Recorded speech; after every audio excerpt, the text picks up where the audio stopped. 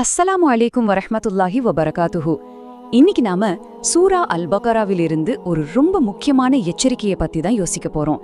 இது நமக்குள்ள ரொம்ப மார்க்கப்பற்றோட இருக்கிறவங்கள கூட பாதிக்கக்கூடிய ஒரு அபாயத்தை பற்றியது. வாங்க இத பத்தி கொஞ்சம் ஆழமா பார்க்கலாம். வாங்க இந்த விஷயத்த ஒரு கேள்வியிலிருந்து ஆரம்பிக்கலாம். யார் ரொம்ப ஆபத்தானவங்க?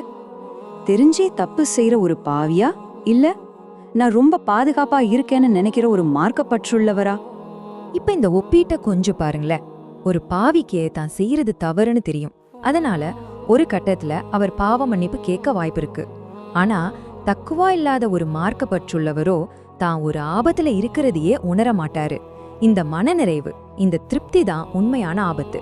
ஏன்னா திருந்தணுங்கிற தேவையே அது இல்லாம செஞ்சிருது. இத நமக்கு புரிய வைக்கதான் அல்லாஹ் குர்ஆன்ல பனி இஸ்ராயலர்களோட கதைய சொல்றான். இது ஏதோ ஒரு பழங்கதை இல்ல.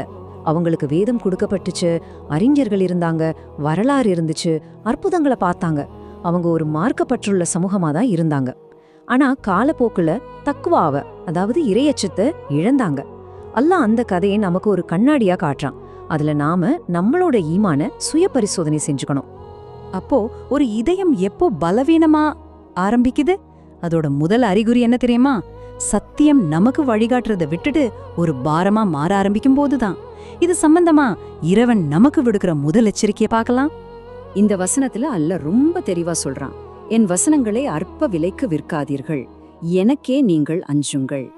பனி இஸ்ராயலர்களுக்கு எது சத்தியம்னு நல்லாவே தெரியும். ஆனா அதை ஏத்துக்கிட்டா சமுதாயத்துல தங்களுக்கு இருக்கிற தலைமை, செல்வாக்கு, மரியாதையெல்லாம் போயிடும்னு பயந்தாங்க. அப்போ இதுல இருந்து நாம புரிஞ்சுக்க வேண்டிய முக்கியமான விஷயம் என்னன்னா, தக்வாங்கிறது உங்க பதவி, புகழ், மரியாதைன்னு எது பாதிக்கப்பட்டாலும் சரி, அல்லாஹ்வை மட்டுமே தேர்ந்தெடுக்கிறது தான். இதுதான் உண்மையான இறையச்சத்தோட அளவுகோல். ஏன்னா நீங்க உண்மையா அல்லாஹ்வை வணங்கலனா நீங்க வேற எதையாவது வணங்க ஆரம்பிச்சிடுவீங்க. அது உறுதியான விஷயம். அது மத்தவங்களோட அங்கீகாரமா இருக்கலாம், சமூகத்துல உங்களோட இமேஜா இருக்கலாம், இல்லனா உங்களோட சொந்த வசதி, புகழா கூட இருக்கலாம். தக்வா மட்டும்தான் இந்த அடிமை சங்கிலிகளை உடைக்கும். அடுத்ததா அல்லாஹ் எச்சரிக்கிறான், சத்தியத்தை அசத்தியத்துடன் கலக்காதீர்கள், மேலும் நீங்கள் அறிந்திருந்தும் சத்தியத்தை மறைக்காதீர்கள். இங்க பாருங்க, அவங்க சத்தியத்தை முழுசா வேண்டான்னு சொல்லல. அதுக்கு பதிலா மெதுவா அதை வளைச்சு சத்தியத்தோட அசத்தியத்தை கலக்க ஆரம்பிச்சாங்க. இதுக்கு பேர் தான் அமைதியான சமரசம். இது சத்தியத்தை ஒரேடியா தூக்கி எறியறது இல்ல. அதுக்கு பதிலா நம்ம வசதிக்காக, நம்ம லைஃப் ஸ்டைலுக்கு ஏத்த மாதிரி அதை கொஞ்சம் வளைக்கிறது, கொஞ்சம் மாத்துறது. இது பாக்குறதுக்கு சின்ன விஷயமா தெரியலாம், ஆனா மெல்ல மெல்ல நம்ம ஈமானோட அடித்தளத்தையே அரிச்சிடும். சரி, இவ்ளோ பிரச்சனைகளை பார்த்துட்டோம். இதுக்கு தீர்வு என்ன? நல்ல விஷயம் என்னன்னா, திருக்குர்ஆன் நோய மட்டும் சொல்றதோட நிக்கிறதில்ல, அதுக்கான மருந்தையும் சொல்லுது. வாங்க பலவீனமான இதயத்தை எப்படி திரும்பவும் கட்டி எழுப்புறதுன்னு பார்க்கலாம். தக்வாவை திரும்பவும் கட்டி எழுப்ப குர்ஆன் சில நடைமுறை வழிகளை சொல்லுது. தொழுகையை நிலைநாட்டுங்க, அது இதயத்தை உறுதிப்படுத்தும். ஜகாத் கொடுங்க, அது ஆன்மாவை சுத்தம் பண்ணும். நன்றி செலுத்துங்க, அது மனசுல பணிவை திரும்ப கொண்டு வரும். பாத்தீங்களா, எல்லாமே செயல்ல காட்டுற தீர்வுகள். அடுத்ததா வர்ற இந்த வசனம் நம்ம மனசுல ஒரு ஈட்டி மாதிரி பாயும். அல்லாஹ் கேக்குறான், உங்களை மறந்துவிட்டு மற்றவர்களுக்கு நன்மை செய்யும்படி ஏவுகிறீர்களா? நீங்கள் விளங்கிக் கொள்ள மாட்டீர்களா? இது நயவஞ்சகத்தோடு உச்சம். மத்தவங்களுக்கு உபதேசம் செஞ்சுட்டு தங்களே மறந்துடுறவங்கள பத்தி அல்லாஹ் இப்படி கேக்குறான். தக்குவாங்கிறது நம்ம கிட்ட ஒரு முழுமையான நேர்மையை எதிர்பார்க்குது.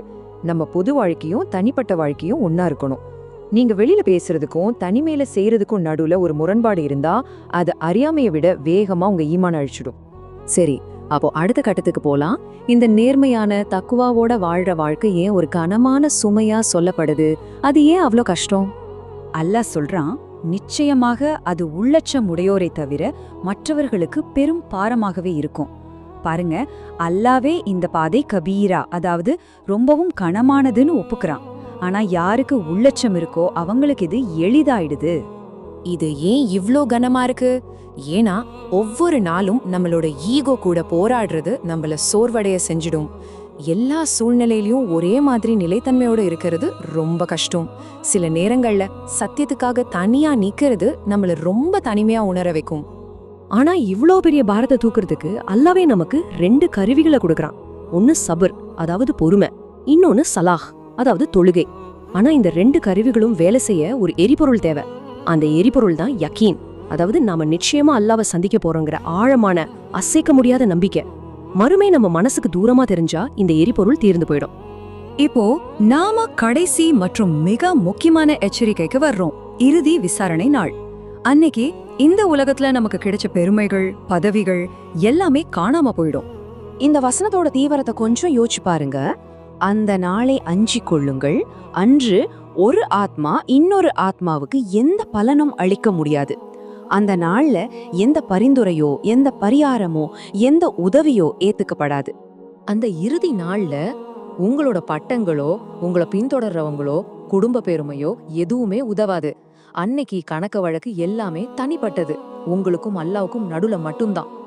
அப்போ தக்வா இல்லாத ஒரு மார்க்க வாழ்க்கை எப்படி படிப்படியா சரியதுங்கிறத இந்த 4 கட்டங்கள்ல நாம பார்க்கலாம்.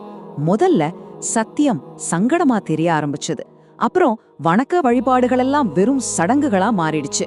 அதுக்கப்புறம் செயல்ல காட்டுறதை விட உபதேசம் செய்யறது அதிகமாயிடுச்சு. கடைசியா மறுமைங்கிறது ஏதோ ரொம்ப தூரத்துல இருக்கிற ஒரு விஷயமா தோண ஆரம்பிச்சது. இதுதான் ஆன்மீக வீழ்ச்சியோட பாதை. நல்ல ஞாபகம் வச்சுக்கோங்க, அல்லாஹ் பனி இஸ்ராயலர்களோட கதைய ஒரு வரலாற்று பாடமா நமக்கு சொல்லல. அவன் நம்மளை எச்சரிக்கிறான். இந்த வசனங்கள் நமக்காக இன்னைக்கு இந்த நிமிஷத்துல இறக்கப்பட்ட ஒரு நேரடி எச்சரிக்கை. அதனால கடைசியா நாம ஒவ்வொருத்தரும் நமக்குள்ளேயே கேட்டுக்க வேண்டிய ஒரு கேள்வி இதுதான். நாம் பின்பற்ற இந்த மார்க்கம், நான் செய்யற வணக்கங்கள், நான் கத்துக்கிட்ட அறிவு, இது எல்லாமே என்னோட தக்குவாம என்னோட இறையச்சத்தை பலப்படுத்துதா இல்ல அது மெல்ல மெல்ல பலவீனப்படுத்துதா? அல்லாஹ் நம்ம எல்லாருக்கும் தக்குவாவை வழங்கி நம்ம இதயங்களை பிரகாசமாக்கட்டும்.